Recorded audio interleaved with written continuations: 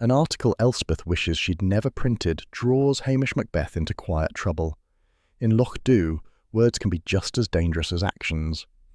Where in the world are you listening from tonight? And if you enjoy settling into these Highland mysteries, subscribe and make this part of your nightly ritual. The fog thickened as Hamish climbed the narrow moor track, lugs trotting close at his heel, the dog's ears shifting at every faint sound hidden within the white murk. The air held that peculiar cold that seeped through wool and bone, the kind Hamish knew well from winter searches for lost sheep.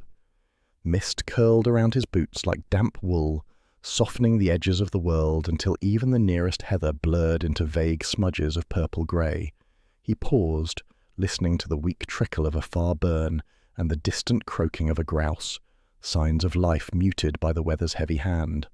Lug stopped suddenly, nose low, tail held still. Hamish followed the dog's gaze to a shallow patch of earth disturbed by a boot. Another impression lay nearby, half obscured by drizzle. Reeves had passed this way. Hamish crouched, studying the fragile clues. A crushed sprig of heather, a scuff where someone might have slipped. Nothing dramatic, nothing obvious, yet something about the pattern unsettled him. They vanished abruptly near the burn, as if Reeves had stepped into the fog itself and been swallowed. He rubbed the back of his neck, feeling the midges gathering in a tight cloud around him. Lugs gave a low whine, pawing at the ground. "Aye, lad, I don't like it either." Hamish straightened, wiping damp soil from his hand. He felt no true fear yet, only a quiet tug of dread brushing his thoughts. Things in Loch Dhu went missing now and again, a sheep wandering off, an old man forgetting his way, but this felt too precise, too abrupt. They made their way back down the slope, the mist trailing after them like a reluctant ghost. By the time the village came into view, Loch Dhu looked as though it had been carved out of worry. Doors opened and shut in quick, unfriendly snaps. Curtains twitched. Hamish could almost hear the gossip brewing like storm clouds. He hadn't even reached Patel's shop before he heard the familiar, scandalized tones of the Curry sisters rising in argument. "I'm telling ye, Jessie, that article pushed the poor man to despair," declared Nessie, waving her shopping bag as if it were proof of wrongdoing. "Folk don't realise how delicate outsiders are." Jessie shot back. "Delicate? He was snooping, that's what he was doing. And now look, gone. Mark my words, someone didn't want his questions asked." Hamish stepped through the shop's doorway. Both sisters blinked at him with synchronized righteousness before softening their expressions into something almost polite.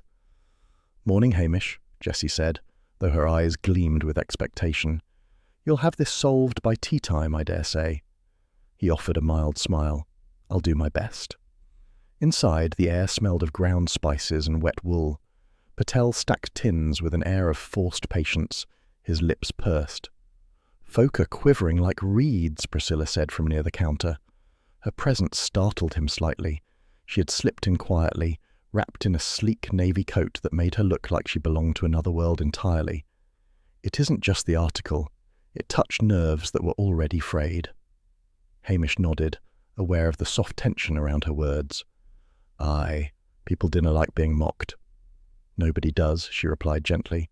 "But Loch Dhu, it holds things in until they rattle." There was a moment of calm between them, just the faint rustle of paper bags and Patel clearing his throat. Beneath Priscilla's poise, Hamish sensed her concern, a quiet thread that tugged at him more than he'd ever admit aloud. He left the shop and headed for the hotel. Mrs. Blake greeted him at the reception desk, with her mouth set in a firm line, as though bracing herself for disruptive news. "You're looking for information on Dr. Reeves," she said briskly before he could speak. "Well," he asked after old land deeds and historical disputes. "Silly business. Folk round here don't look kindly on people rooting about in the past." Hamish studied her face, polite but sharp, pride stiffening her slim shoulders. She was worried too, though she'd never admit it. "Did he say anything more specific?" he asked. "Only that he'd found something odd," she replied with a small shrug. "Didn't say what, of course. Outsiders think themselves cleverer than the rest of us." Mr. Fraser, a fisherman with weathered skin and a perpetual air of mild annoyance, approached from behind the counter. "That man was too nosy by half," he muttered, asking questions about land rights, families, quarrels long buried. "Some stones are best left unturned, Constable." Hamish thanked them, and stepped back outside, where the fog wrapped around the hotel like pale bandages. Halfway to the station, the telephone in his pocket, a clunky wee thing that rarely rang, began buzzing. He hurried to the police station, where the poor landline crackled behind the desk like an old man coughing. The moment he picked it up, Blair's voice blasted through. "Macbeth! What are you playing at? We need updates, not your dithering. Get a proper report filed, or I'll be up there myself." Hamish held the receiver away slightly, giving the fog outside a patient look. "Aye, sir. Still gathering information." "Anderson tells me you've no paperwork ready," Blair barked. Hamish let silence settle just long enough for Blair to grow irritated. "Phone lines here are patchy," he said eventually, in a tone of helpless incompetence he'd perfected over years. "I'll send something through when I can."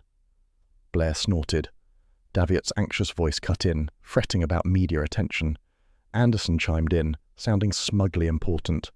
Hamish let them talk over one another, offering vague assurances until they tired themselves out. Strathbane bluster only added fuel to Lochdu's simmering unrest. Best to keep the meddling minimal.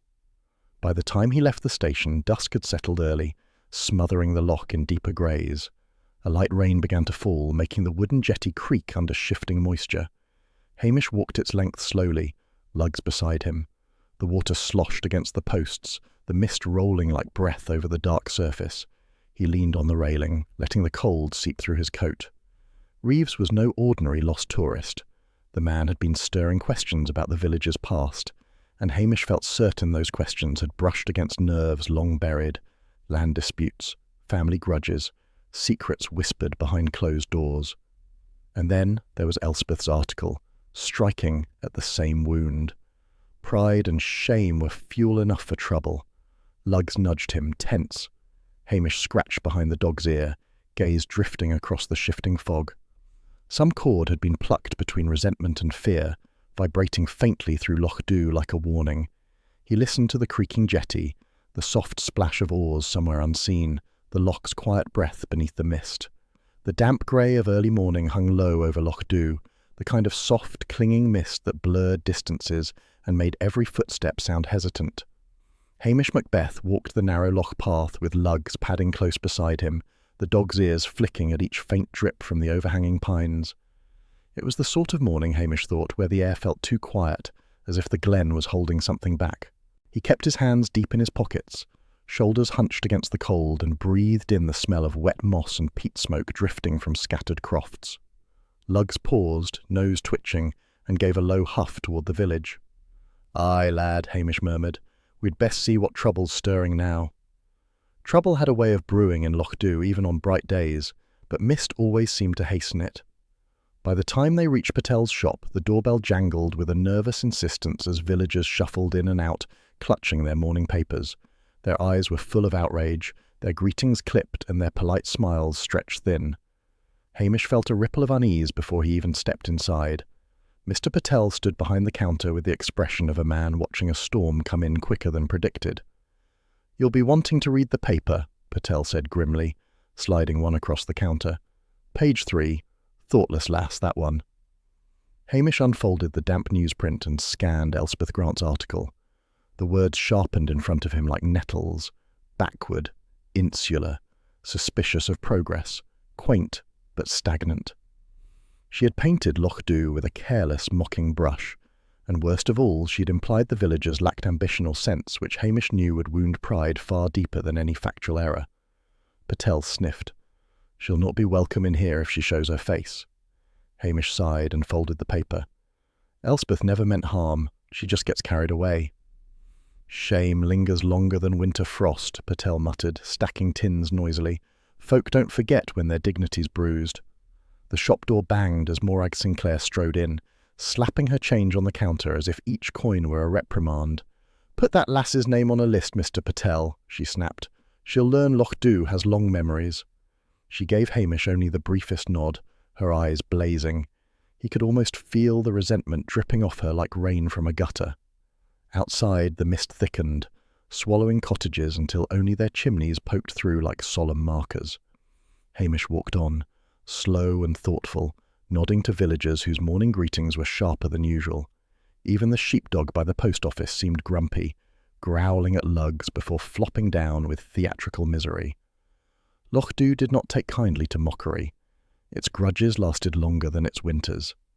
At the hotel, Mrs. de Blake served Hamish tea with the stiffness of a woman ready to snap the cup's handle off. She hovered at his table, sour-faced. "That article will scare off every tourist from here to Oban, as if we needed help with the quiet season." She set the teapot down louder than necessary. "We'll be ruined. That girl's pen is dipped in poison." Hamish murmured something sympathetic, but his thoughts drifted uneasily. Elspeth, earnest, eager, and too clever for her own good, would be devastated by the damage she'd caused. Her journalistic zeal always outran her social sense. When Priscilla entered the lounge a moment later, the atmosphere eased slightly. She moved with her usual calm grace, as though the mist parted for her. "Hamish," she said gently, sitting opposite him, "I imagine you've seen the article." He nodded. "Aye, Focus saw about it." "It was unwise," she admitted, choosing her words delicately. "Elspeth means well, but she doesn't always understand the weight of her opinions. Some things you simply don't say about Highland folk, even if you believe them." Hamish looked into his tea. "I'll speak with her, if she's here." Priscilla hesitated, watching him with that quiet, unreadable sadness he sometimes caught in her eyes. "Take care. This sort of communal embarrassment can fester." He knew she was right. Lochdu took pride seriously. A slight could harden like old heather roots. As he stepped outside, lugs bristled, nose raised toward the jetty. A young tourist, thin and pale, hurried toward him waving frantically. "Constable, thank goodness you're here." Hamish felt a dry flicker of dread. "What's wrong?" "It's my colleague, Dr. Malcolm Reeves. He went walking early before dawn. He said he wanted to explore the moor path." The young man swallowed. "He hasn't returned, and the fog is getting worse." Hamish looked out across the loch, where the mist now curled in thick veils, hiding everything past the first bend. Reeves had been staying at the hotel for 2 days, some kind of heritage researcher who kept to himself and took long walks with a notebook tucked under his arm. A harmless type, or so everyone had thought. "Did he say where he was heading?" Hamish asked. "To the hills above the old grazing line. He wanted to examine boundary markers. That's all I know." Hamish nodded, already turning toward the moor track. "I'll take a look. Go back to the hotel and wait. Someone might have seen him." The tourist hurried off, relief and new worry tangled in his stiff strides. Hamish stood still for a moment, listening to the loch water lap gently against the jetty. Something tugged at him, a quiet instinct, a whisper of unease threading through the cold air. Lochdu could handle bad tempers and bruised pride, but a missing man was different. Missing meant vulnerable. Missing meant danger, even in a place where danger usually crept softly. Lugs let out a short, anxious bark. "Aye, I feel it too," Hamish murmured. He scratched Lugs behind the ears, more for his own comfort than the dog's. Mist swirled around them, thickening like breath on cold glass. He took a step toward the moor path, then glanced back at the village. Doors were half shut, curtains twitching, villagers whispering in little clusters, every face tight with insult from Elspeth's article. Pride bruised, tempers pricked, people glancing sideways at one another as if old grudges were stretching awake. This disappearance would not float separately from the village mood. It would tangle itself into the resentment simmering beneath polite greetings. Hamish knew Lochdu. Once gossip met fear, it spread like wildfire on dry gorse. He tightened his coat, gave Lugs a soft pat, and began the climb toward the fog-bound moor. Behind him, the loch sighed under the weight of rising mist. Ahead, something unseen waited in the grey. The storm hammered Lochdu through the long night, a relentless drumming of rain on slate roofs and rattling window panes that made sleep impossible. Hamish sat by his peat fire with Lugs curled at his feet, the glow from the embers throwing wavering shadows across the station's cluttered walls. Outside, the wind howled around the chimney like a restless spirit, gusting so fiercely that the door jolted in its frame. Hamish's thoughts drifted uneasily to Dr. Reeves, hoping the man had found shelter somewhere and not been caught out in the open. But hope felt thin in weather like this.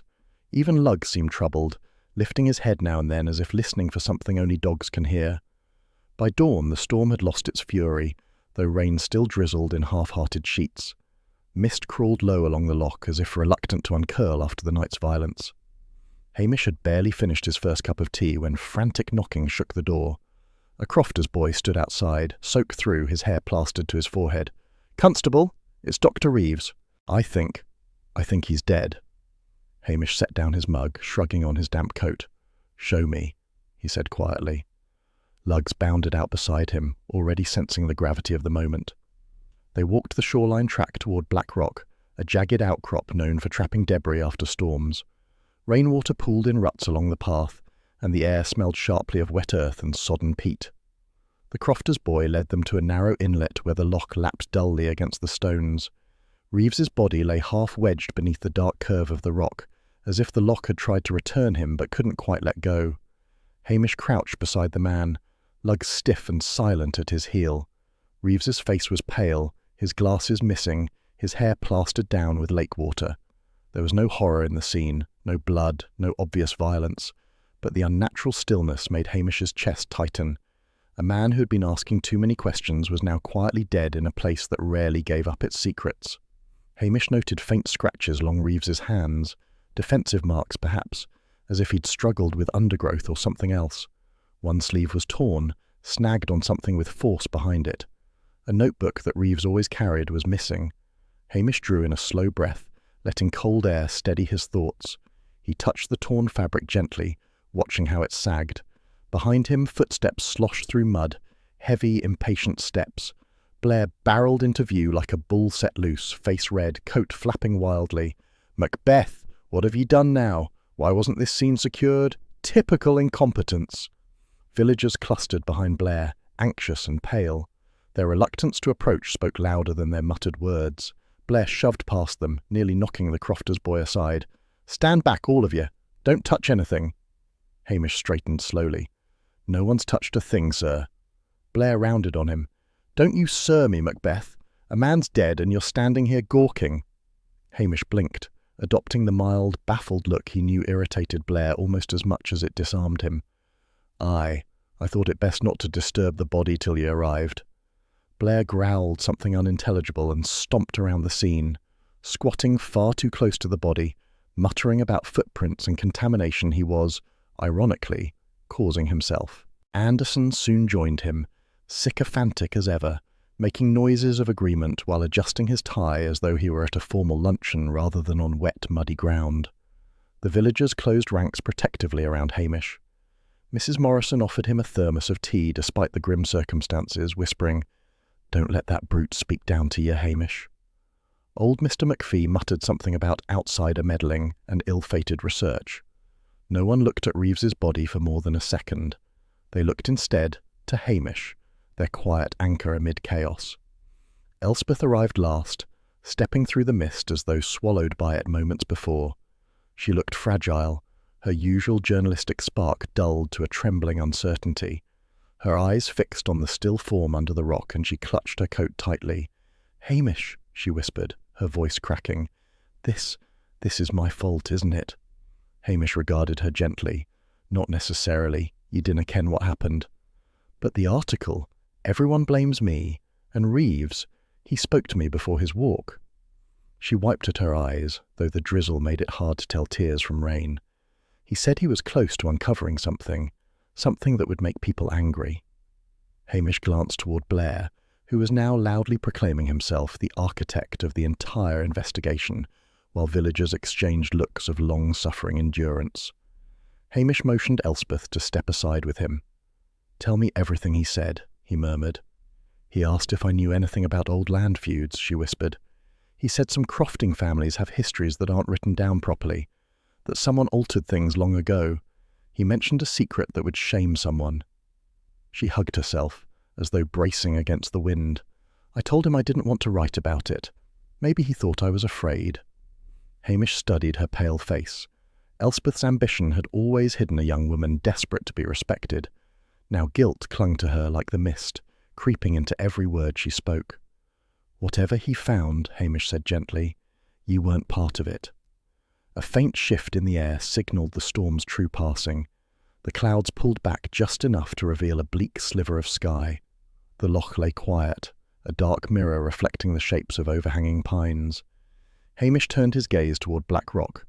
Something about the torn sleeve, the missing notebook, the defensive scratches remained tangled in his mind. Blair, satisfied with his noisy inspection, stomped over. "Macbeth, you'll report to me within the hour, and dinna let these villagers interfere. They know more than they're saying." Hamish replied mildly, "Aye, sir," knowing full well Blair's presence would only push the villagers deeper into evasive politeness. As Blair and Anderson retreated toward their car, muttering about incompetence and muddy trousers, Loch Dew seemed to exhale, a cold, uncertain breath. The villagers drifted away slowly, their boots squelching in softened earth, each wearing the same haunted expression. A man had died here, and in Loch Dew, death never arrived without leaving ripples. Hamish remained by the rock for a long moment, lugs pressed close to his leg. The dog's fur bristled slightly, as though picking up a scent too faint for human senses. Hamish scratched behind his ear, feeling that familiar, creeping instinct. Someone in this small, tight-knit community knew exactly why Reeves had died, and that person would soon be trying very hard to stay hidden. The drizzle eased into a fine mist. Hamish lifted his face to the cold air, letting the clarity of the moment settle. Loch Dew was holding its breath, and breath held too long always led to trouble. The morning after Reeves's body was found broke cold and colourless, the mist clinging stubbornly to the hills, as though guarding whatever secrets the storm had not already washed clean. Hamish walked the moor path with lugs padding quietly beside him, the dog's breath forming faint puffs in the chill air. The heather, still soaked from the night's rain, brushed damply against his trousers. Hamish felt that familiar heaviness of a case settling on his shoulders, quiet, persistent, impossible to shake. Loch Dew had lost its easy rhythm, and something in the air felt taut, like a fiddle string pulled too tight. His first visit was to Donald MacRae's croft, perched on a slope overlooking the grazing fields. The croft smelled of wet animal wool and peat smoke, a scent that clung to Donald as he stepped outside, arms folded across his chest. Donald was a large man with a thick beard, eyes narrowed in habitual suspicion, as if the world were forever attempting to cheat him out of something. "You're here about that researcher," Donald grunted before Hamish could speak. "I told him not to stir up trouble." Hamish kept his tone mild. "Folk say he asked ye about old grazing boundaries." Donald snorted, kicking a stone aside. "Aye, he did. And I told him the same thing I'll tell you. Those matters were settled long ago, and no good comes from rummaging in ancient disputes." His gaze flickered briefly toward the hill behind the croft, then back to Hamish with a gruff defensiveness. Reeves exaggerated. Outsiders always do. He had fancy notions about feuds still raging. Fool ideas. Hamish nodded, watching Donald's shifty eyes and the restless twitch of his hands. Pride and fear tangled there, something Donald wouldn't name even if Hamish pressed. "Did he seem worried?" Hamish asked. Donald hesitated too long. "No, just daft. Now leave it be, Macbeth. Dead men should rest." Hamish left quietly, lugs giving a soft huff curb as though unimpressed by the crofter's performance. A gust of cold wind swept the moor, tugging at Hamish's coat. He tucked his chin down and headed toward the hotel kitchen, the next thread in Reeves's tangle. Inside the kitchen, warm steam rose from a simmering pot, the air thick with the smell of baked scones. Morag Sinclair stood at the counter kneading dough with brisk, irritable movements. A sturdy woman in her 40s, she had the sharp gaze of someone who missed little and forgave less. "Constable," she said, barely glancing at him, her tone polite, but clipped as a knife. "You'll be asking your questions then." "Aye, Reeves spoke with ye about local history." She slapped the dough down harder than necessary. He poked where he shouldn't. Family matters aren't meant for newspapers or curious tourists. She brushed flour from her hands, then pressed them to her apron, too quickly. Hamish spotted a fresh scratch across her wrist, thin and red. "What happened there?" he asked gently. Morag tugged the apron down to hide it. "Kitchen work," she said briskly. "Knives slip." But her eyes shifted away, a small flicker of shame or nerves tightening her jaw. Hamish nodded slowly. "Reeves upset someone. You think that's why he's dead?" She leaned over the counter, her face set like stone. "Folk in Loch Dew hold pride close. Outsiders don't understand that. Reeves didn't either." Her voice softened just a fraction, but the bristle in her posture remained. She had something to protect, though Hamish couldn't yet see whether it was herself or someone she cared about. After leaving the hotel, Hamish walked along the shoreline with Priscilla. The air was sharp with loch-cold, damp stone and faint peat smoke drifting from distant chimneys. Lugs trotted ahead, nose dipping into patches of sand, tail swaying low. Priscilla moved with her usual calm grace, hands tucked into the pockets of her elegant coat. "I've been thinking," she said softly, "that shame might be as strong a motive as anger here." Hamish cast her a sideways look. "Aye, folk dinna like their families' histories dragged into daylight." Reeves was picking at old wounds, she continued, her voice nearly swallowed by the wind. "Sometimes it isn't hatred that drives people to rash acts. It's fear that someone will uncover what they've spent years trying to forget." He felt the truth of her words settle heavily. "Did Reeves speak with you?" "Only briefly. He asked about the Halbert and Smythe land boundaries, but I knew very little. He seemed determined, as though something had pushed him into a hurry." She paused, watching Lugs trot back toward them, ears alert. "Hamish," she added, more quietly, "be careful. People here are fond of you. They might do silly things to keep you out of danger." Her tone remained even, but he sensed her worry beneath the restraint. He felt a faint warmth in his chest, unwelcome, delicate, fleeting. "I'll mind myself," he said softly. Their walk ended at the post office, where the telephone line buzzed erratically in the damp. Hamish made his way toward the parish library in Strathbane, stopping just long enough to shove his bike along the washed-out road. When he reached the modest building, Tom Barclay stood outside, fumbling nervously with his keys. Tom was a slender man with thinning hair and anxious eyes, the sort of librarian who apologized even when he wasn't at fault. "Constable Macbeth," he stammered. "Oh dear, is this about Dr. Reeves?"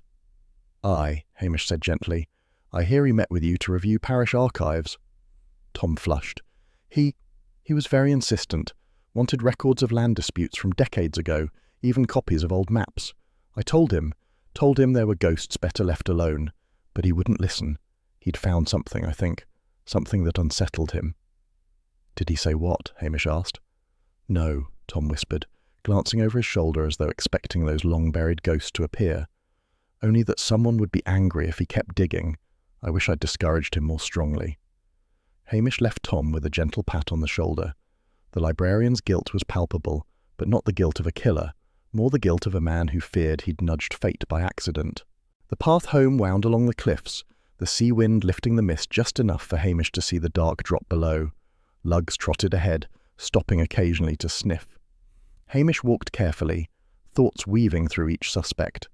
Donald with his old grudges, Morag with her proud secrecy, Tom with his warnings of ghosts best left buried. He paused near a rocky overhang just as a sharp crack echoed overhead. A stone broke loose, tumbling down and striking the path inches from his feet. Lugs barked sharply, leaping back. Hamish steadied himself, heart thudding. The cliff was unstable after rain, but was the timing coincidence? He scanned the ridge above. Mist hovered, silent. No movement, no sound beyond the wind. "Come on, lad," he murmured, giving Lugs a reassuring stroke. But the dog remained uneasy, nose pointed upward, tail stiff with warning. They reached the station as dusk sank into the hills, casting pale light over the loch. Smoke curled from chimneys. Doors latched early. The village felt braced, waiting, as though aware something more dangerous than truth lurked among its tangled resentments. Hamish stood outside the station for a long moment, feeling the chill settle into his bones. Old grudges were waking, slowly, reluctantly, like beasts disturbed from winter sleep. And someone, somewhere among these hills, was growing desperate. The morning broke with a dull, pewter light that made the loch look like a slab of cold metal placed beneath a lowering sky. A thin mist drifted over the surface, moving in slow, uncertain curls as though reluctant to leave the safety of the water. Hamish walked along the shoreline with Lugs at his heel, the dog's ears pricking every few steps. Frost lingered on the tips of grass, and each footstep made a quiet crunch that echoed faintly in the stillness. Hamish drew his coat closer. Something in the air felt brittle, as if the day might shatter with the slightest wrong word. Back at the hotel, Mrs. Blake met him in the corridor with a stiff nod and eyes that were sharper than her voice. "She's waiting for you, Constable," she murmured. "Upstairs room, 4th door." Her mouth tightened ever so slightly. Even without words, Hamish understood. Loch Dhu had turned its back on Elspeth, and the villagers' strained politeness was hardening into something colder. He climbed the narrow staircase, Lugs following silently. At the 4th door he knocked. After a moment, Elspeth opened it. She looked pale, her eyes shadowed from sleeplessness, her usual determined posture sagging as though the air itself weighed on her shoulders. "Hamish," she whispered, stepping aside, "please come in." The room smelled faintly of stale tea and a damp wool. A single lamp beside the bed cast a small pool of light, pushing back the greyness creeping through the window. Elspeth paced once, then turned toward him, trembling hands clasped together. "I need to tell you something," she said, voice trembling but determined, "about Dr. Reeves."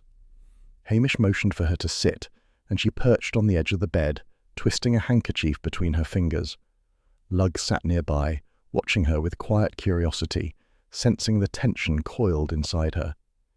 He asked me to publish something," she began. "A follow-up article.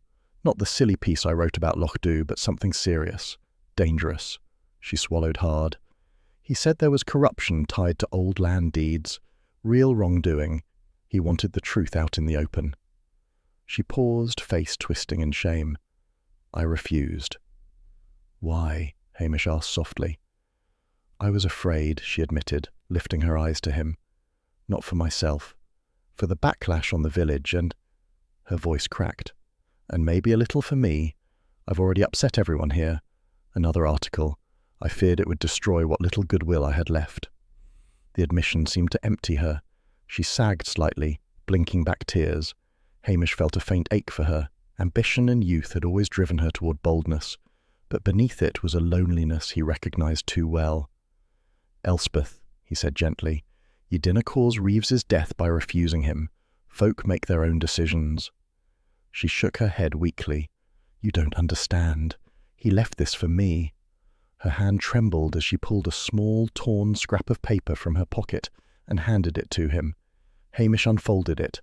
Reeves's handwriting ran in hurried strokes, names, dates, arrows pointing toward a sketched outline of boundary lines near Donald McRae's croft. The marks were vague but urgent, as though Reeves had meant to expand them later. "This was tucked under my door the morning he disappeared," Elspeth whispered. "I didn't know what to make of it. Now I think he wanted me to keep it safe." Hamish studied the scrap, feeling a prick of unease. The sketch aligned with disputes he had already brushed against, old feuds that simmered even when both sides pretended they'd forgotten. Pride and land were powerful things in Loch Dhu. A quiet knock from outside the room made Elspeth stiffen. When she checked the hallway, she found only a small piece of paper pushed under the door. She lifted it with shaking fingers. Hamish saw the colour drain from her face. She handed it to him.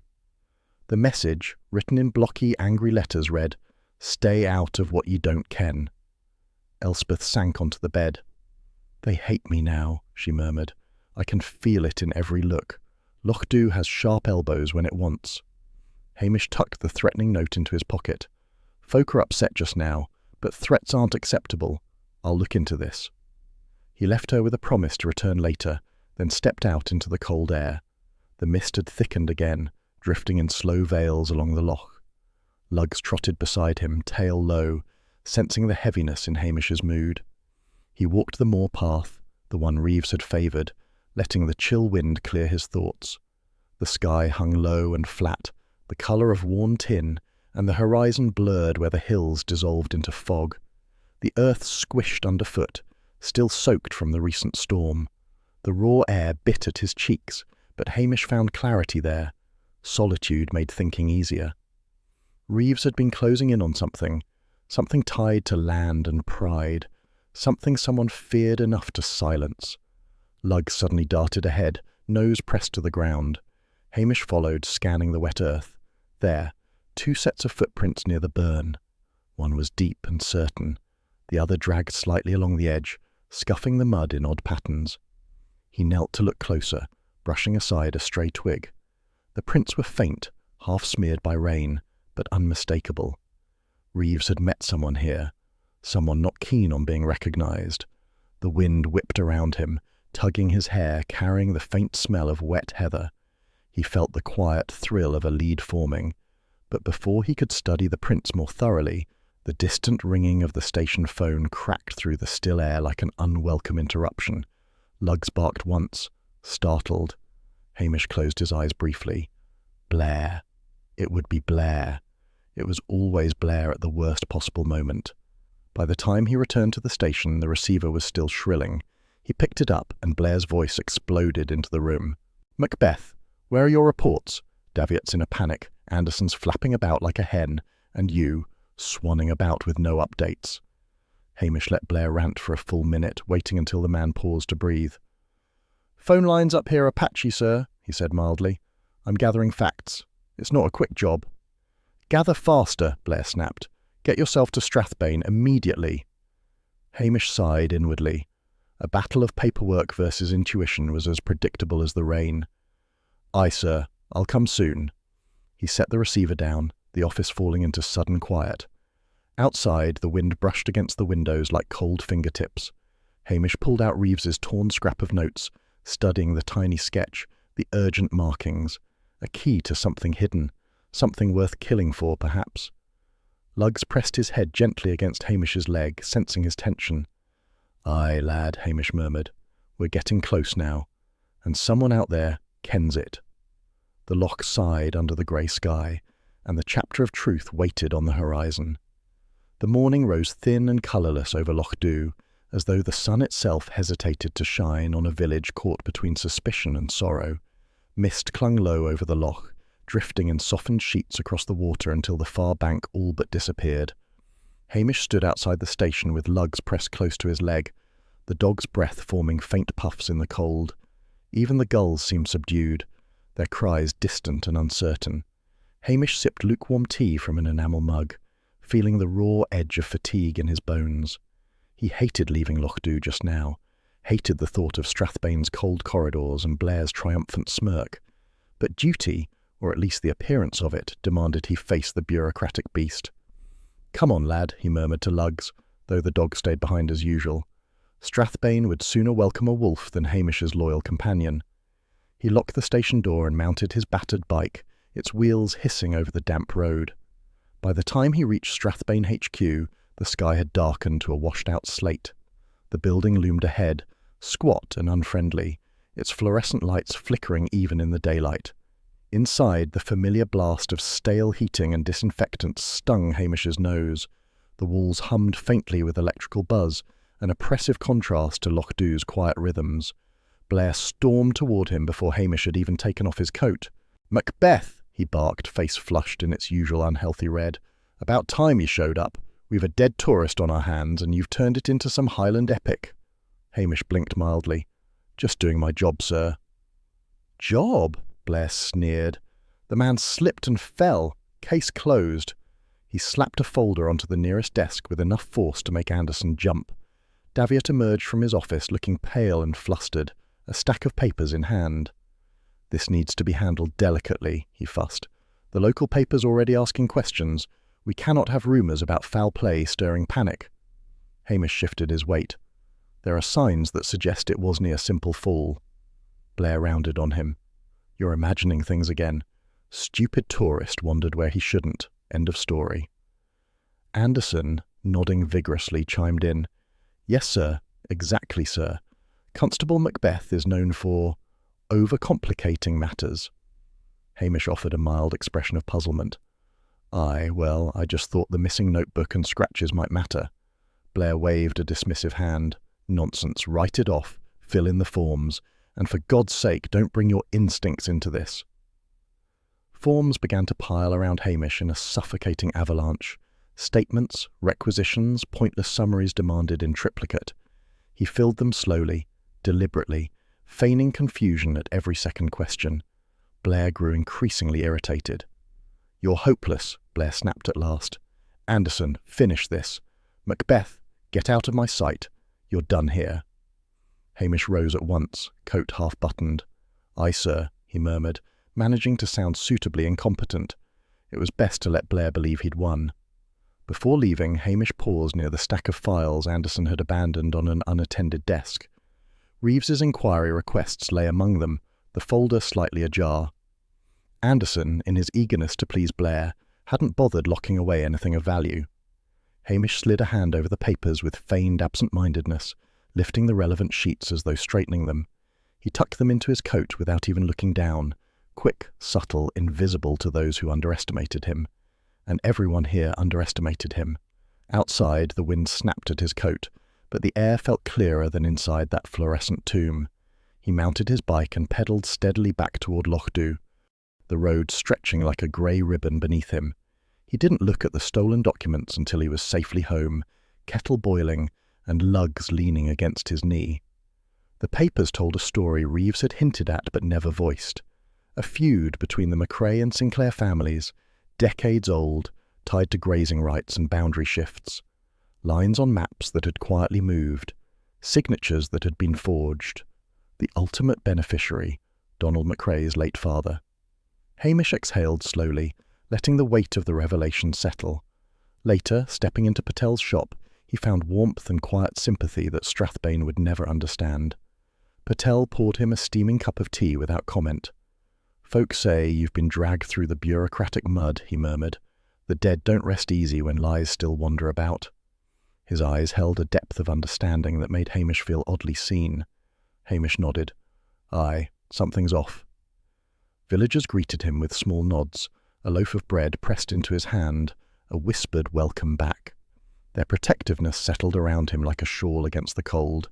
He headed to the hotel kitchen, where Morag Sinclair stirred a pot with unnecessary force. Her knuckles were white on the spoon.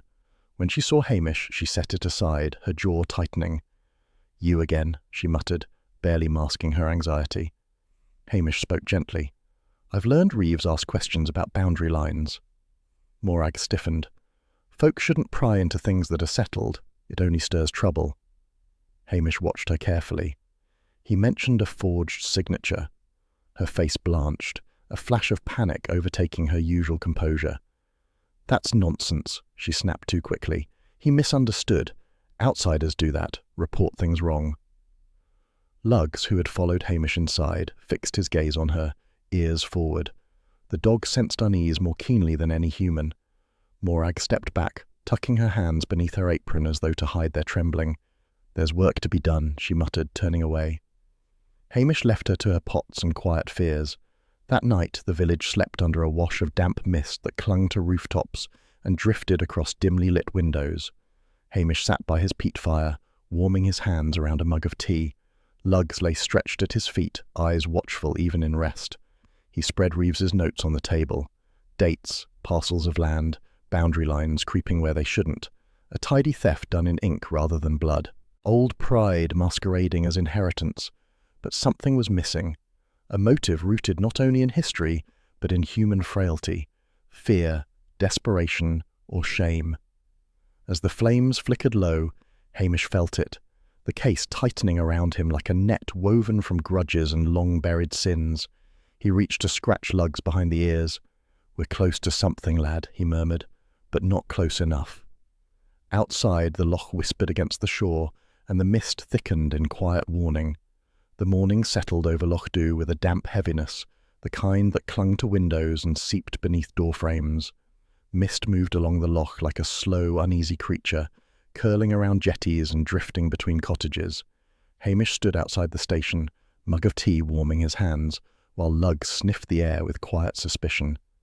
The dog gave a soft whine, ears twitching toward the village. Even he could feel it, the shift in atmosphere, the brittle tension that had taken hold. "Come on, lad," Hamish murmured, buttoning his coat. "Best see what today's trouble looks like." They walked toward the Kirk Hall, where the charity soup sale drew villagers into the same room whether they wished it or not. As Hamish stepped inside, warm steam hit him along with a wall of bickering voices. Mrs. Morrison and Jessie Curry were in the middle of a heated argument, their words sharp despite the forced politeness that clung to every sentence. "I'm just saying," Jessie insisted, ladling soup with unnecessary vigour. "Donald McCrae has a temper like a kicked bull. Wouldn't surprise me one bit if he confronted that Reeves." Mrs. Morrison sniffed. "And I'm just saying, you're fond of pointing fingers at folk you've never liked."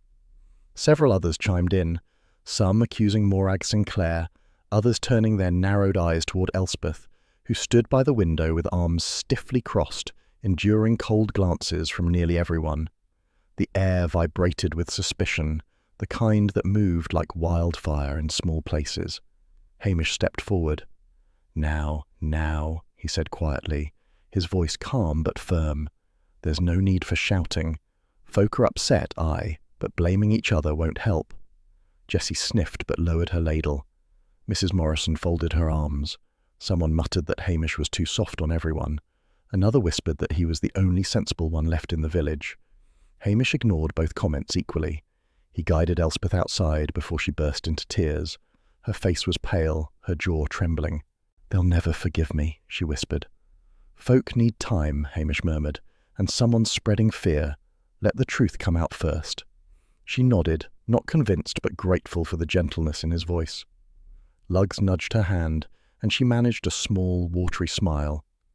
As Hamish turned to leave, Priscilla appeared beside him as if conjured by the mist. She wore a tailored coat the colour of storm clouds, her posture composed, her expression softened by concern.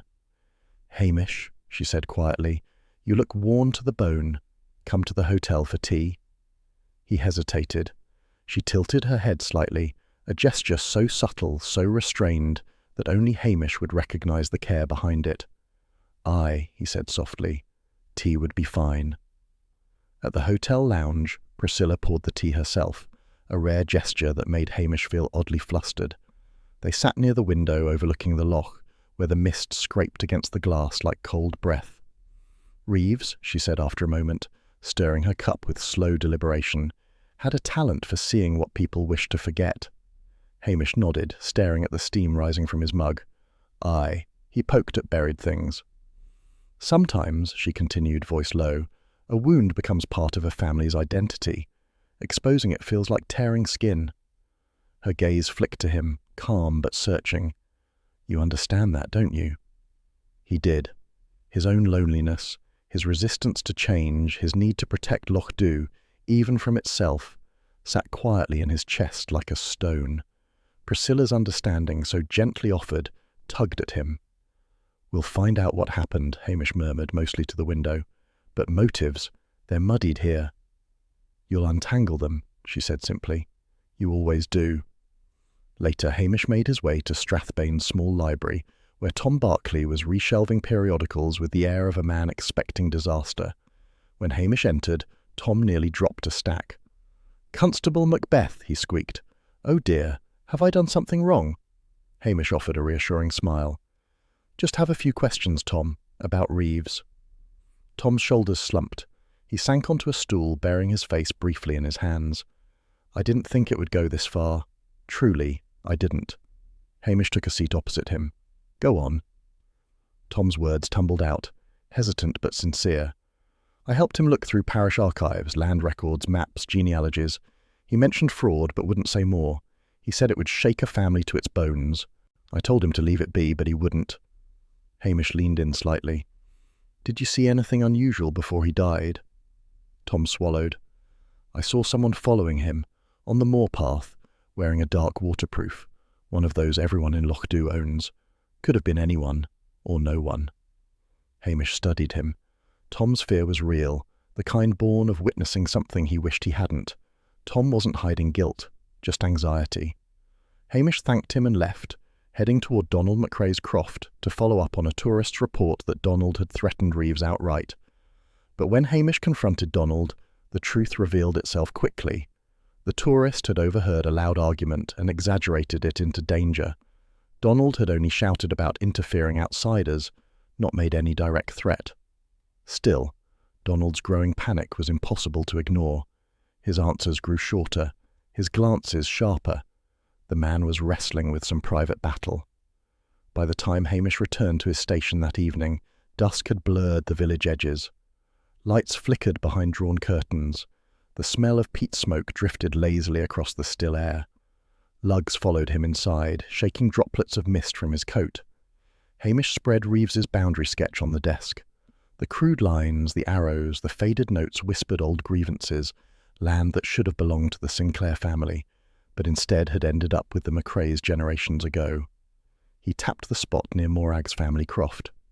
"Someone stole land with ink," he murmured aloud, "and someone else buried the truth." He leaned back, running a tired hand through his red hair. Pride, shame, jealousy, those were the true forces shaping Lochdu's history. If Reeves had threatened to expose old sins, motives would bloom like weeds. Lugs whined softly, tails sweeping the floor in slow, uncertain arcs. "Aye, lad," Hamish whispered. "Morag Sinclair protects her family like a lioness." Outside, the mist thickened once more, swallowing the last light from the sky. The truth was close now, close and dangerous. Night settled over Lochdu with the slow inevitability of a heavy blanket, blotting out what little light remained after a long, unsettled day. A storm gathered over the hills, dark clouds rolling in from the west, their underbellies flickering faintly with distant lightning. The air carried the sharp tang of impending rain. Hamish sat in his battered armchair by the peat fire, the embers pulsing in soft orange breaths. Lugs lay curled at his feet, warm and solid, his snores barely a whisper beneath the low crackle of burning peat. Hamish sipped lukewarm tea, eyelids drooping, thoughts drifting in that quiet space between waking and sleep. The weight of the investigation pressed lightly but persistently on his mind. Old grudges, forged deeds, whispered threats. Everything pointed toward a truth just out of reach, like a shape hidden behind fog. Thunder rumbled across the moor. Rain began to fall in sudden sheets, pelting the station roof in relentless rhythm. Hamish had just begun to doze when Lugs lifted his head sharply, ears pricked. The dog gave a low, warning growl. A faint knock echoed through the storm. Hamish sat up at once, the hairs rising on the back of his neck. No one visited at this hour unless trouble drove them. He crossed the room quietly, opened the door, and found Morag Sinclair standing there, soaked to the skin, water dripping from her hair and coat. Her face was pale, lips trembling. "Constable," she gasped, stepping inside without waiting to be asked. I had to speak with you." Hamish shut the door against the wind, guiding her toward the fire. "Sit down, Morag. You're freezing." She wrapped her arms around herself, shivering violently. "I shouldn't be here. Folk would talk, but I can't sleep. I keep seeing his face, the researcher, dead because he wouldn't leave well enough alone." Hamish set a mug of tea in her shaking hands. "Tell me what you mean." Morag stared into the steam, voice cracking under strain. "Reeves didn't understand the harm he'd do. Asking questions about the past, our past, things my family's tried to forget." She swallowed, gaze darting to Lugs as though expecting judgment. "He pushed at wounds better left closed." Hamish remained silent, letting the warm room soften her panic. She clutched the mug tighter.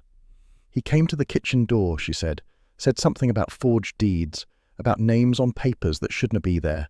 "He wanted me to confirm rumours. I told him to leave us alone." Her voice dropped to a whisper. "I'm not a bad person, Constable. I couldn't let him shame the family, not after everything."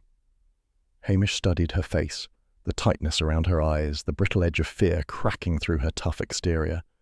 Morag Sinclair, fierce and proud, had spent her life protecting what little her family still had. Pride mattered here, sometimes more than truth. "Morag," he said softly, "did you hurt him?" She jolted as though struck. "No, never. I swear it." Tears gathered, unspilled. "But I knew about the forged deed. I knew my grandfather signed something he shouldn't have. That Donald Macrae's father took what belonged to us. But that was long ago. Folk do wrong things to survive." "And Reeves found proof," Hamish murmured. "Aye, and he wanted the world to know." She trembled harder. "I told him he'd ruin us, that our family wouldn't survive the shame, but I didn't lay a hand on him." Hamish believed her. Morag had the look of someone cornered by circumstance, not guilt. The storm rattled the windows as she finished her tea, each gust making the lamps flicker. When she finally rose to leave, she looked smaller than he'd ever seen her. "Please," she whispered, "whatever you find, don't let it destroy the living. The dead have enough peace." Hamish nodded, walking her to the door. Lugs watched her go, ears angled with quiet sympathy. Once she vanished into the stormy dark, Hamish stepped outside, needing air despite the rain that soaked through his coat instantly. Thunder rolled overhead. The lane glistened with water, each puddle reflecting the faint glow from distant cottage windows. As he walked, Lugs trotted ahead, sniffing the ground. Suddenly the dog stiffened, growling low toward the McCrae croft. A shadow shifted near the outbuildings, swift, hunched, and trying not to be seen. Hamish quickened his pace. "Hello? Who's there?" The shadow darted behind a shed. By the time Hamish reached it, only rain and darkness remained. Lugs sniffed the air intently but found nothing. Whoever lurked there had no wish to speak, or be caught. Hamish lingered, letting the storm lash his face. Someone was watching him, someone desperate enough to skulking the night. He returned to the station, boots squelching, coat dripping. But before he reached the door, he noticed something wrong, the faintest sliver of light around the frame. The door wasn't fully shut. He froze. Lugs growled. Very slowly, Hamish pushed the door open. The fire still glowed, the lamps remained lit. Nothing obvious was disturbed, yet the air carried a subtle wrongness, the kind you sense before you saw. Then he spotted it. Reeves's papers on the desk, no longer in the neat pile he had left them in, a few edges misaligned, a corner folded. The scrap Elspeth had given him, still there, thank God, but slightly shifted. Someone had searched through the notes, carefully, quickly, and left just as quietly. Hamish stepped fully inside, closing the door behind him. Rain thudded on the roof like a warning. Lugs paced in tight circles, sniffing the air, uneasy. Hamish sank into his chair, thoughts racing but face calm. Someone had come into the station despite knowing Hamish was close. Someone who believed Reeves's notes held the key. Someone desperate enough to risk a break-in during a storm. He reached down to scratch Lugs behind the ears. The dog leaned into him, trembling faintly. "Aye, lad," Hamish whispered. The killer's feeling the walls close in. Outside, thunder cracked across the loch, echoing into the dark, wet night. Dawn crept reluctantly over Loch Dhu, a thin grey wash spreading along the horizon as though the night had left behind only the faintest hint of light. Mist hung heavy over the moor, settling low and cold across the heather until the land seemed half drowned beneath it. Hamish walked slowly, his long stride careful on the slick, uneven ground. Lugs padded ahead, nose down, tail moving in steady arcs as he studied scents only he could interpret. The air carried the earthy smell of wet peat and the metallic tang of approaching frost. Hamish breathed deeply, his thoughts quiet in the way they always were on the moor. This was where he felt most himself, alone with wind and soil, the wide highland silence allowing everything muddled in the mind to slip into place. He followed the faint path Reeves had taken on his final morning, the prints now softened by rain but still visible in places where the mud had been churned deeply. Lugs halted suddenly, paw raised. Hamish crouched beside him. There, boot prints. Reeves's most likely, but not alone. A second pair overlapped them, larger, heavier, the heel pressed deeper as if the wearer had braced himself. The mud dragged slightly at the side of one step, suggesting uneven ground or a moment of hesitation. Not Morag, not Tom. Hamish's stomach tightened. Donald McCrae fit those prints far too well. He stood slowly, feeling the sharp bite of wind across his cheeks. Lugs barked once, low, uncertain, and Hamish rubbed the dog's head. "Aye, lad, I see it too." He traced the prints a little farther, noting where they converged, where the mud showed signs of struggle, not violent, but sudden. A confrontation. Reeves had met someone here, and fear or anger had driven their movements. The mist thickened again, curling around Hamish's legs as he made his way back toward the crofts. The moor swallowed sound, leaving only Lugs's soft footfalls and the faint rush of distant water. When Hamish reached Donald McCrae's croft, the man was outside, splitting logs, each swing sharp and irritable. His shoulders were hunched, his jaw set.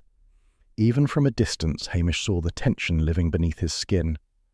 Donald spotted Hamish and lowered the axe, breathing hard. "You've a talent for appearing when a man least wants company," he muttered. Hamish offered a mild smile. "I've a few questions, Donald." "Aye, of course you do." Donald kicked a log aside. "What now?" Hamish stepped closer, hands tucked loosely in his coat pockets. "Footprints on the moor. 2 sets. One matches Reeves. The other's bigger, heavier, dragged a little." A flush crept along Donald's neck. Plenty of folk walk the moor. But not plenty who argued with Reeves. Hamish's voice stayed soft, almost sympathetic. And not plenty whose father benefited from a forged deed. Donald's head jerked up. Shame flickered, brief, unmistakable, across his eyes before stubborn pride smothered it. That's old history, he snapped. Long settled. Not for Reeves, Hamish said quietly. And not for Morag either, by the look of things. Donald's mouth twisted, anger fighting something deeper. You think I hurt the man? Hamish shook his head slightly.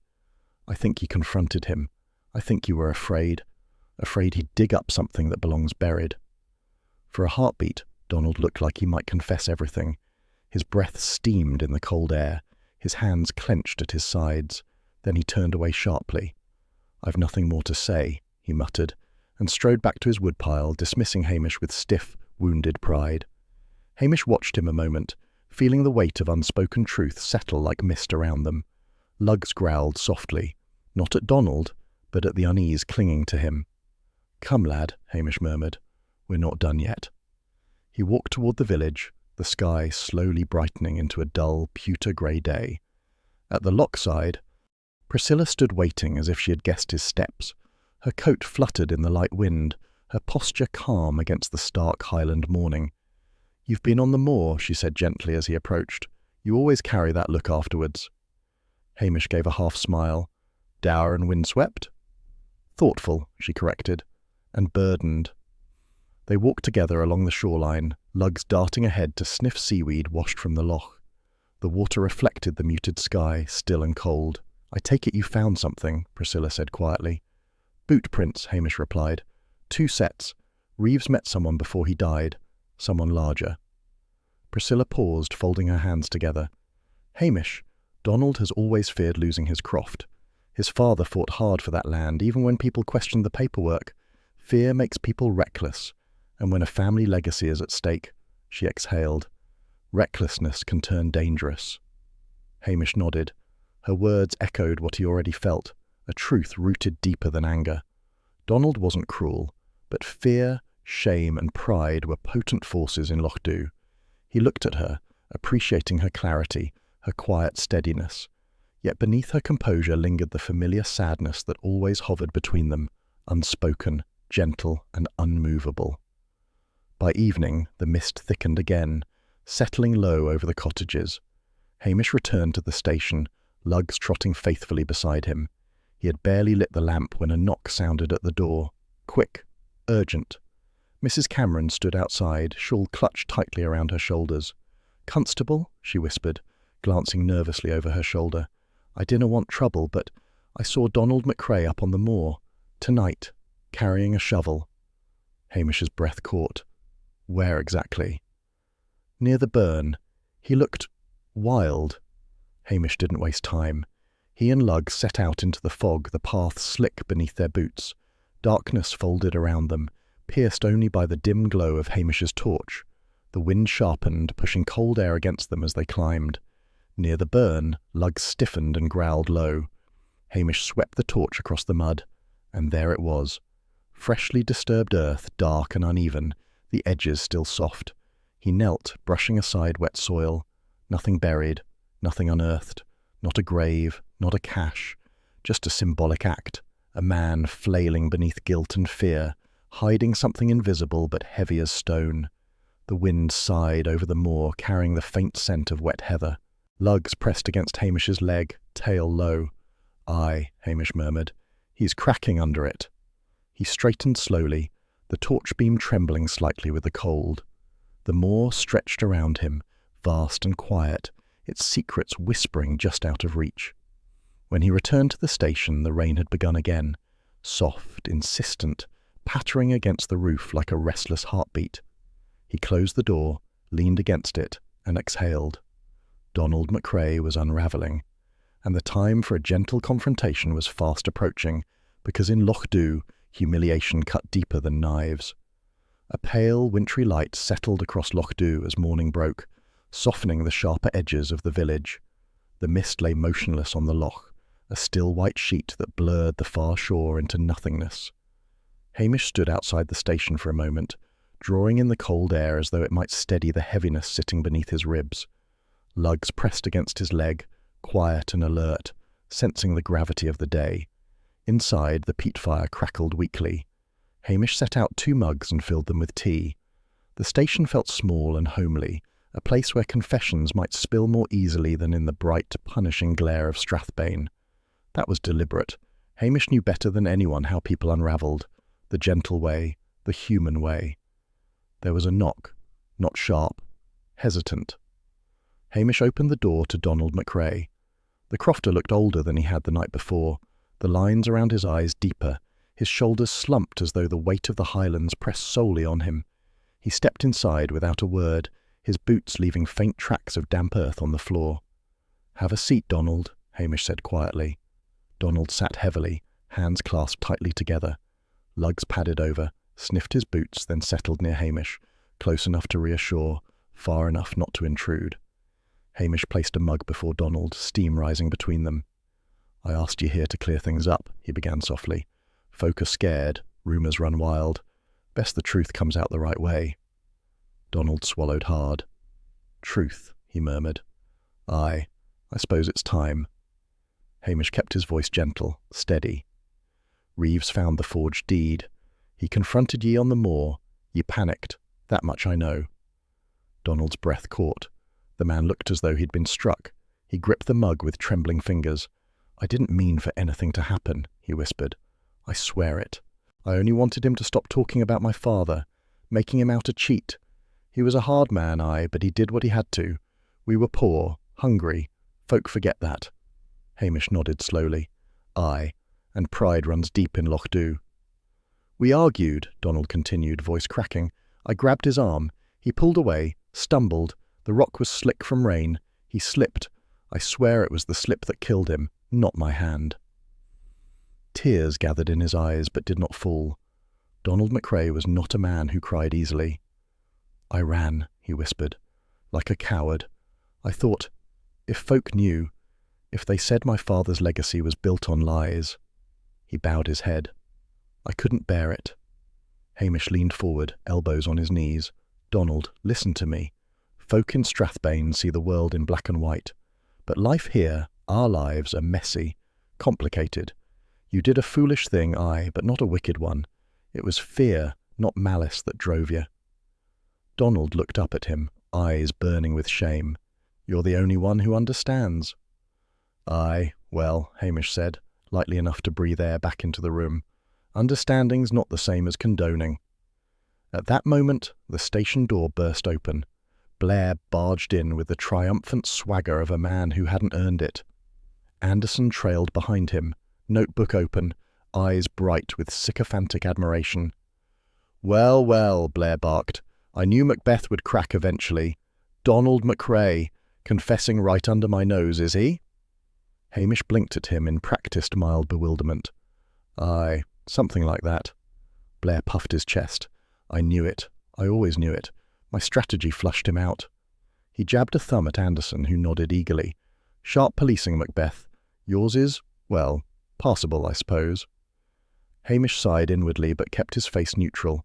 Let Blair have the glory. Loch Dhu would thank Hamish for sparing Donald deeper humiliation. Donald rose slowly, casting Hamish a look that carried both gratitude and dread. "I'll come quietly," he murmured. "You'll do what the law requires," Hamish said gently, "but your neighbours will not see you as a monster. Not here." Blair herded Donald out like a prize catch, Anderson scribbling furiously. The moment they vanished into the mist, Hamish exhaled long and low. Lugs rested his chin on Hamish's knee, sensing the ache beneath the calm. By midday, the Kirk Hall filled with murmurs, this time gentler ones. Elspeth stood at the front, her hands folded tightly as she apologised for her article, voice trembling but earnest. Some villagers stared stonily, others softened, their expressions thawing under the strain of the days gone by. "It was wrong," she said quietly. "I judged a place I barely understood. I hurt people I never meant to." Mrs. Morrison sniffed. "Well, you cannae fix the past, but you can do better in future." It wasn't forgiveness, not fully, but it wasn't rejection either. Hamish watched from the back, arms crossed loosely. Elspeth caught his eye, offering a small, weary smile. She would carry this regret, Hamish knew, for years, but she'd learn from it too. Loch Dhu had that effect on folk. Later, as the sun dipped behind the hills, Hamish walked to the loch. The air was crisp, cold enough to sting the lungs. Mist drifted low over the water, the surface still as polished stone. Priscilla stood waiting near the jetty, her scarf fluttering in the breeze. "Hamish," she said with quiet warmth when he joined her, "I heard how you handled Donald." He shrugged. "Just did what seemed right." She studied him with that steady gaze of hers. "You handled it with your usual gentleness. Most officers would have shattered him." Hamish looked out across the loch. Folk break easily when their pride's involved. "And so do you," she murmured. He glanced at her, surprised. She offered a small smile, soft, sad, understanding. Something warm flickered between them, unspoken but unmistakable, before the distance of their different worlds settled back in place. They stood together in companionable silence, watching the mist curl over the water. The case was closed, not with triumph, but with a quiet, human ache that felt truer than victory. Lugs pressed against Hamish's leg, gazing out across the loch as though sensing the shift in the air. Hamish took a slow breath, letting the peace of the evening settle into him. "Come on, lad," he whispered at last. "Home." As he and Priscilla walked back toward the village, the mist swallowed their footsteps, leaving only the soft lap of loch water behind, already whispering of the next secret it would guard. The morning broke clear for the first time in many days, the mist lifting from Loch Dhu in slow, reluctant tendrils. It drifted upward like breath from a weary sleeper, unveiling the quiet village beneath. Stone cottages emerged from the whiteness one by one, their chimneys releasing lazy curls of peat smoke into the pale sky. The air carried a freshness that felt almost fragile, as though the land itself was testing whether peace could return after the strain of recent weeks. Hamish stood outside the station, mug of tea warming his hands, his tall frame bent slightly against the last cool remnants of dawn. Lug sat beside him, nose quivering as he sniffed the shifting breeze. The dog's ears flicked forward, a subtle sign that he too sensed the easing tension across the glen. "Looks like the village might finally be settling," Hamish murmured. Lugs huffed softly, then nudged Hamish's knee as if urging him toward the day ahead. As Hamish walked along the main road, he noticed doors standing open again, curtains pulled back, and cautious greetings exchanged between neighbours. The Curry sisters were sweeping their front steps, pausing every few strokes to whisper to each other, their sharp glances darting about in search of fresh gossip. Today, though, the fierceness in their eyes softened when they spotted Hamish. "Morning, Constable," Jessie said with unusual warmth. "Aye, good morning," Hamish replied, giving Lugs a discreet pat when he saw the dog bristle at their shrill voices. "We were just saying," Nessie added, "how glad we are the whole business is settled. Shame about the lad Reeves, but still, better the truth be known." Hamish offered a neutral hum, unwilling to invite further commentary. The sisters, however, shifted their attention to Lugs, cooing at him until he wagged politely, though with a clear air of resignation. Further down the lane, Patel stood outside his shop, arranging fruit crates. He looked up when Hamish approached, his expression half exasperation, half affection. "Tea?" he called. Hamish smiled. "Aye, if you've a mind to spare a cup." Patel disappeared inside and returned with a steaming mug. "No charge," he said firmly, "for services rendered. Though," he added with a scowl, "I see Blair taking credit like he solved the whole village himself. The man couldn't find his own feet without Anderson pointing at them." Hamish hid a grin behind the mug. "Aye, well, folk in the village know what's what." Patel's expression softened. "Aye, that we do." Hamish walked on, sipping the tea, letting the warmth seep through him. The familiar rhythm of Loch Dhu life pulsed gently around him, fishers repairing nets by the water, tourists clambering awkwardly out of cars, children skipping along the path toward the post office. It felt good to see life reshaping itself after grief. At the Kirk Hall, Hamish found Elspeth seated by a table covered in paper. Her hair was tied back, and her shoulders hunched with concentration as she wrote letter after letter, sealing each envelope with trembling care. She looked up at Hamish with a small, subdued smile. "I'm sending apologies," she said, "to everyone I hurt. I thought writing was power. I didn't realize how sharp words can be when misused." Hamish pulled out a chair and sat beside her. Folk will appreciate the effort, even if they don't say so. She swallowed. I'm leaving Lochdu in a day or two. Best for everyone. Her voice faltered. Maybe best for me too. Hamish studied her gently. Sometimes leaving a place helps you grow, and sometimes it just gives you space to forgive yourself. Elspeth blinked quickly, her gratitude evident. Thank you, Hamish. Truly. He touched her shoulder lightly before rising. Lugs lingered for a moment, sniffing at her hand, offering wordless comfort before following Hamish out. Near the pier, a lost-looking tourist waved him down. Excuse me, officer, which way to the walking trail? Hamish pointed toward the moor path, giving simple, steady instructions. The tourist thanked him cheerfully, oblivious to the shadows recently cast over the land. Hamish watched him go with quiet amusement. Lochdu, for all its drama, remained to outsiders a sleepy, picturesque place. As Hamish turned to leave, he saw Priscilla approaching from the hotel, her steps measured, her expression serene. She joined him by the water's edge, the loch glimmering silver beneath the soft afternoon light. Lochdu feels different today, she said, as though it's taken a deep breath. Aye, Hamish replied. Folk are trying to mend. Takes time, though. Priscilla nodded slowly. It always does. Storms pass, but people don't always emerge unchanged. Donald, Morag, even Elspeth. They'll be carrying this for a long time. And Reeves, Hamish added quietly. What he stirred up, maybe he meant well, but folk dinna take kindly to their secrets being dug. She looked at him, her eyes reflecting something gentle. You handled everything with such care, Hamish. Not all officers would. Hamish shrugged, embarrassed. Just tried not to make things worse. Priscilla smiled faintly. You made them bearable. A soft silence settled over them. Lugs moved between them, his tail brushing gently against their legs. Above the loch, gulls circled lazily, their cries drifting across the still water. The world felt quieter, steadier. As afternoon faded, Hamish returned to the station. He sat on the bench outside, letting the cool air wash over him. Lugs climbed up beside him, resting his warm head on Hamish's knee. The village glowed with soft hues, the orange flicker of hearths, the muted murmur of evening routines beginning. Hamish looked across Lochdu, feeling the familiar ache that came whenever peace settled after turmoil, a mixture of relief and melancholy. Cases ended, but the weight of them lingered in quiet corners of the heart. Storms past, lad, he murmured to Lugs, but they leave puddles behind. Lugs sighed contentedly, his eyes half closed. Hamish let his hand rest on the dog's back, taking comfort from his steady presence. The loch shimmered under the fading light, calm at last.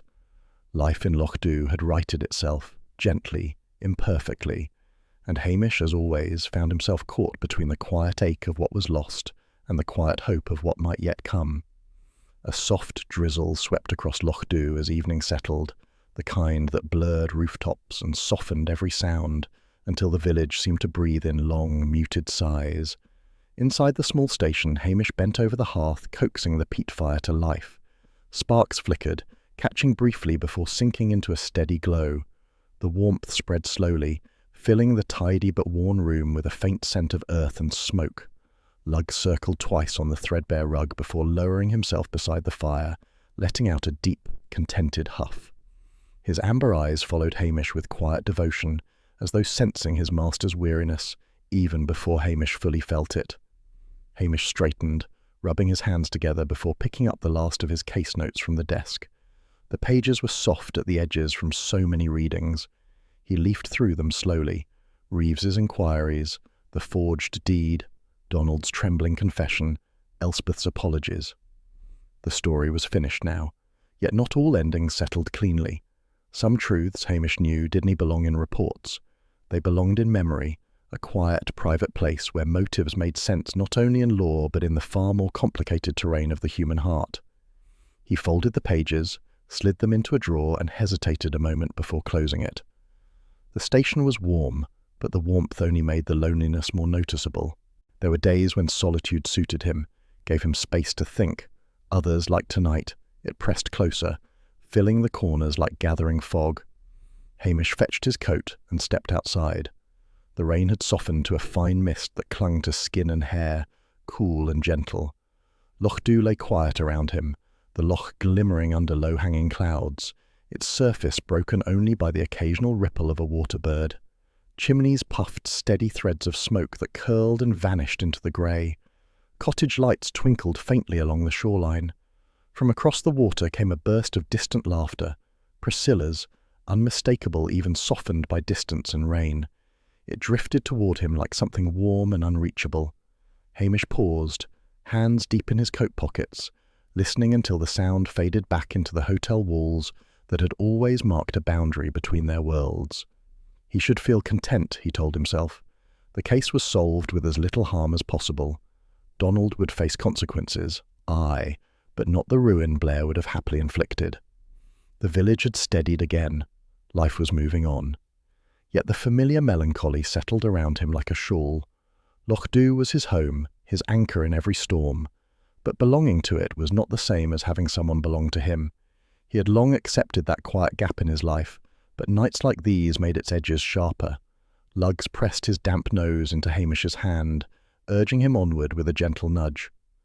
"Aye, all right, lad," Hamish murmured. "Walking's better than brooding." They followed the lochside path, the ground soft beneath their boots. Mist curled around their ankles, drifting in slow, silvery ribbons. The village had nearly settled for the night. Only the soft hum of a generator at Patel's shop and the distant slam of a pub door punctured the stillness. Hamish breathed deeply, letting the moist air fill his lungs. The case had reminded him, yet again, how easily folk hid their wounds. Grudges folded into everyday speech, shame buried beneath politeness, love shown through stubborn silence.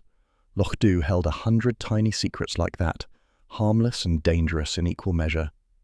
"Secrets are like peat," he said aloud, half to Luggs. "They burn slow, and they smoke up everything around them." Luggs wagged his tail once, as if in agreement. Hamish stopped at the water's edge, watching the loch dim to a muted slate under the thickening cloud.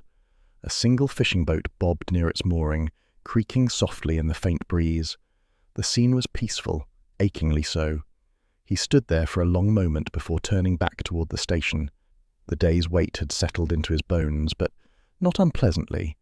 It was the weight of work done, of a village protected, of people nudged toward gentler paths than the ones fear had laid before them. Back inside, the fire glowed brighter, casting amber patterns across the walls. Hamish hung his coat, poured himself a cup of tea, and sank into his worn armchair. Luggs curled against him, warm and solid. Hamish scratched the dog behind the ears, his touch slow, thoughtful. "Another case done, eh, boy? And another reminder we're all muddling through as best we can." Luggs closed his eyes, leaning into the touch. Outside, the drizzle thickened again, tapping softly against the window like a steady, familiar heartbeat. The loch sighed under the weight of settling rain, the village preparing for another quiet Highland night. Hamish lifted his mug, letting the steam brush against his face. Peace had returned, soft, imperfect, tinged with the faint ache of what had been lost. But it was peace all the same. And tomorrow, Loch Dhu would wake again, carrying its secrets, its gossip, its sorrows, and its small, stubborn joys. Another Highland night, another beginning,